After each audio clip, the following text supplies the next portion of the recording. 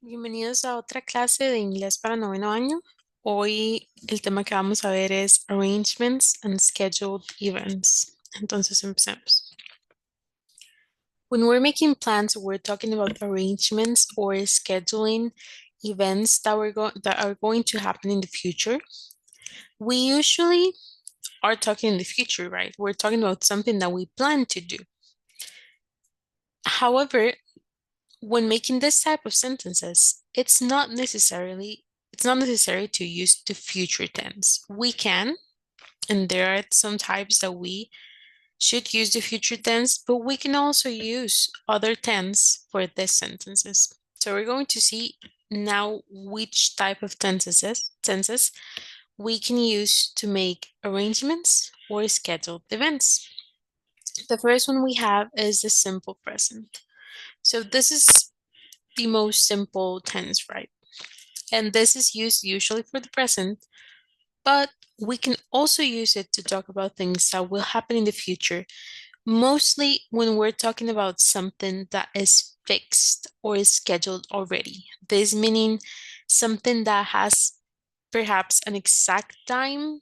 If you know that this thing will happen at this exact time, or we have a very specific date, or even a specific year, if we talk about something that's going to happen in a future year, but it's very specific. Anything that is fixed, that we have already decided we're going to do, or that has been decided that's going to happen, and has a much more specific time.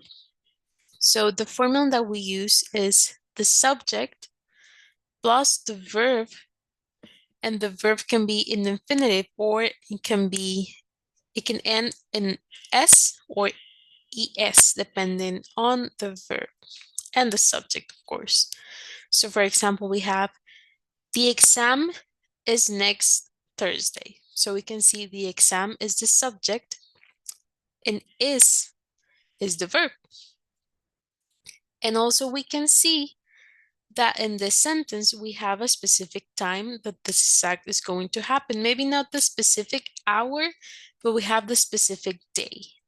And we know that this exam will happen on that day, right? So next Thursday. So you're not saying, oh, it will happen um one of these days. Like that's not very fixed. Here we're talking with certainty that this exam is going to happen on this day. We also have the train arrives at 2:30 p.m. So again, the train is the subject, the verb is arrive, and here is conjugated to arrives. And we also have a specific time. We know that the train is on a schedule, right? The train has times of arrival and of leaving. And we know that this train, the next train, should arrive at 2:30. Then the next tense that we have is the present continuous. And another way of making plans and arrangement is using this tense. And the formula that we use is subject, the verb to be, then am, is, or are, and the present participle. So we usually talk with this tense when we're talking about an action that is happening now and will continue to happen in the future. But we can also use it to talk about something that will start or will happen at some point soon or in the future. And it's mostly used when making a future arrangement or talking about something that you have already decided. So again, similar to the simple present, this is about things that are already decided, perhaps not as fixed as it is with simple present, but also something that has been thought about previously, not something that you decide on the moment. For example, we have, I am coming to your graduation. So this person knew that there was a graduation and they decided, yes, I am going to go to that graduation. And so they are informing the person that's graduating. Or we have, we're meeting to talk about it. And as I said, just with simple present, it's used when specific times, but it can also be used when naming the specific action you're taking in the future. And be a little bit less specific about the time. It's more focused on what's gonna happen rather than the time. While the simple present is more focused on the time. For example, we're watching a movie on Friday and they're planning a birthday party for her. So as you can see in this example, there's no specific time. You know around when it's going to happen, but what's most important here is what they are doing. The action is that they are planning a party. And in the other example, we're watching a movie on Friday, you are being a little bit more specific on the time. So you're saying that's on Friday, you're specifying a day. And also we have the simple future tense. So as I said, sometimes you can use the future to talk about the future, of course. And this is the tense that you can use. And this is used usually when we are talking about something that will happen in the future, but expresses less certainty. So it's not as certain as the other two tenses that we saw before. While they were things that you have already decided, this one gets a little bit more unsure. You can also be specific with the time, that's okay. But this tense also lets you be really vague about it and not give it a specific time. So the formula that we use for this is subject plus to be, verb to be, plus going to, plus the main verb. So we have he is going to meet me. He is the subject. Verb to be is, then going to, and then meet will be the main verb. And she's going to take the exam. So for example, in these two, there is no specific time, right? You're just saying that this thing is going to happen. There's nothing that's telling you when, at what time, what day. So this sense lets you be a lot more vague with the time. And we can also use the other type of simple future, which is with the word will, right? This one was with going to, and this one is will. And this one is mostly used when we just decided something on the spot. So something that has not been planned, like you're right now making that plan, you are making that arrangement and perhaps scheduling something, but this is, you thought of it quickly on the spot. And it's not as used as going to, but it is used, so it's good to say it. So that would be subject plus will plus the main word. For example, I will help you with your homework. So subject I, will, and then help is the main verb. Then something very important to mention, and something that we usually use a lot is questions, right?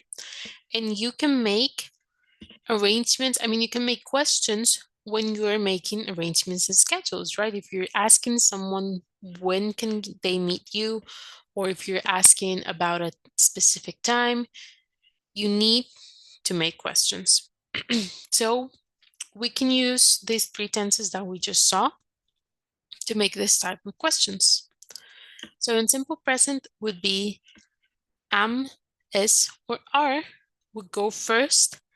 Then we put the subject, and lastly we put the verb. So for example, are you free next Monday? So are, then you, the subject, and free. And as you can see, even in questions, we can ask them to know specific times with simple present. Are you free next Monday? Or are you free at 1 p.m.? Right? If we want to know a specific time, simple present is a great tense to use. Or when are you free? Then with present continuous, it's similar, but it is am, is, or are go first, then the subject, then the infinitive, and then ing. So basically the verb with ing.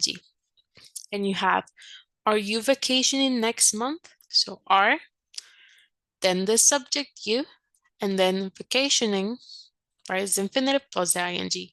Or is she meeting you tomorrow?